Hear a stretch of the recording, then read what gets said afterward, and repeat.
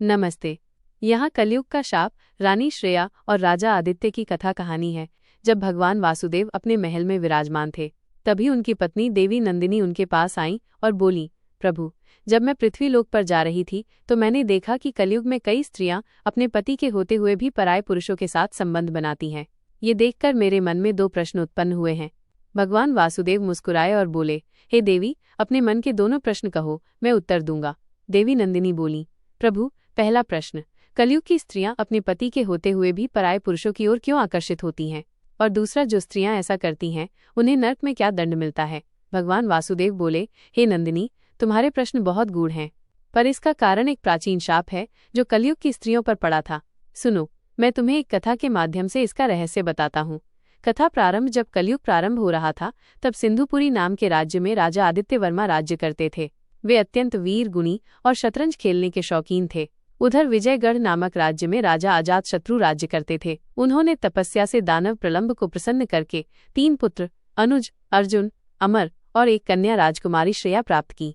श्रेया अनुपम सुंदर थी। एक दिन राजा आदित्य वर्मा बाग में टहल रहे थे। वहीं कुछ मोर खेल रहे थे। एक विशेष मोर ने राजा से कहा, हे राजन, मुझे छोड़ दो, मैं तीनों लोकों की सबसे सुंदर स्त्री श्रेया को आपके गुणों की कथा सुनाऊंगा। राजा ने मोर को छोड़ दिया। मोर उड़कर श्रेया के महल पहुंचा और उसी ने उसे राजा आदित्य वर्मा की सुंदरता और वीरता बताई। राजकुमारी श्रेया राजा आदित्य वर्मा से मिलने को व्याकुल हो गई। उसने मोर से कहा, उन्हें मेरा संदेश दे दो, मैं उनसे विवाह करना चाहती हूँ। जब ये बात राजा आदित्य वर्मा तक पहुंची, वे भी श्रेया से मिलने को आतुर हो गए। फिर आया श्रेया का स्वयंवर। सभी राजा और यहाँ तक कि देवताओं के राजा सुरेश, वरुण, कुबेर, यम भी उसमें सम्मिलित हुए। देवताओं ने राजा आदित्य वर्मा को कहा, हे राजन, दूत बनकर श्रेया से कहो कि वह हम में से किसी एक को वर चुने। राजा आदित्य वर्मा ने पहले मना किया, पर फिर देवताओं के भय से मान गए। जब वे श्रेया के पास पहुंचे, वो उन्हें पहचान गई। आदित्य वर्मा ने जब देवताओं का प्रस्ताव सुनाया, तब श्रेया बोली, मैं आपसे ही विवाह करूंगी। आप किसी प्रकार स्वयंवर में राजा बनकर आइए। देवताओं का अपमान और कलयुग का क्रोध। स्वयंवर में श्रेया ने आदित्य वर्मा को वरमाला पहनाई। सभी देवता लौटने लगे। रास्ते में कलयुग और द्वापर देवताओं से मिले। कलयुग को जब ज्ञात हुआ कि श्रेया से विवाह राजा आदित्य वर्मा ने कर लिया तो वो क्रोधित हो गया।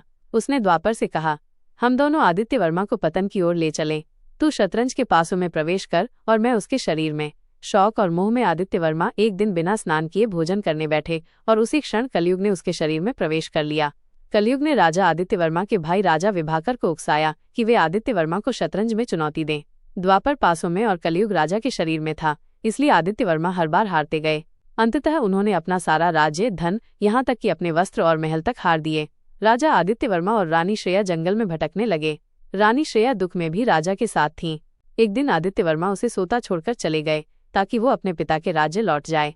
रानी श्रेया जंगल में भटक रही थी जब उसे एक शेर ने घेर लिया। एक शिकारी ने उसकी जान बचाई और उसे अपने घर ले गया, लेकिन वो रानी पर मोहित हो गया और जब उसने रानी को छूने की कोशिश की, रानी ने कहा, यदि मैंने कभी अपने पति को छोड़ किसी और की ओर आकर्षण किया हो तो ये शाप खा ली जाए, नहीं तो तू इसी क्षण भस्म हो जा। और शिकारी तुरंत भस्म हो गया। उधर आदित्य वर्मा जंगल में नाग करुणेश से मिले, जिन्हें देवर्षि लोमेश ने श्राप दिया था। उन्होंने राजा को डसकर उनका रूप बदल दिया और कहा, अब कोई तुम्हें नहीं पहचानेगा। राजा अजातशत्रु ने बेटी श्रेया का दूसरा स्वयंवर रचाया, लेकिन जब श्रेया ने बदले रूप में भी अपने पति को पहचाना तो वह उनके गले लग गई और कहा, मैं किसी और से विवाह नहीं करूंगी। पर राजा आदित्य वर्मा को ये सब देख बहुत दुख हुआ। उन्होंने क्रोध में श्रेया को श्राप दिया, जिस तरह तुम मेरे होते हुए दूसरे पुरुषों की ओर आकर्षित हुई, ठीक वैसे ही कलयुग में हर स्त्री अपने पति के होते हुए भी परायों की ओर आकर्षित होगी। भगवान वासुदेव ने कथा समाप्त करते हुए देवी नंदिनी से कहा, हे देवी, यही वह शाप है जिसके कारण कलयुग की स्त्रियों में यह प्रवृत्ति देखी जाती है। पर जो स्त्रियां इस कथा को श्रद्धा से अंत तक सुनती हैं, वे इस पाप कर्म से बच जाती हैं। यदि आपको ये कथा अच्छी लगी हो तो 91 लालू कथा चैनल को सब्सक्राइब करें और शेयर करना ना भूलें। फेसबुक लालू शर्मा फॉलो करें। धन्यवाद।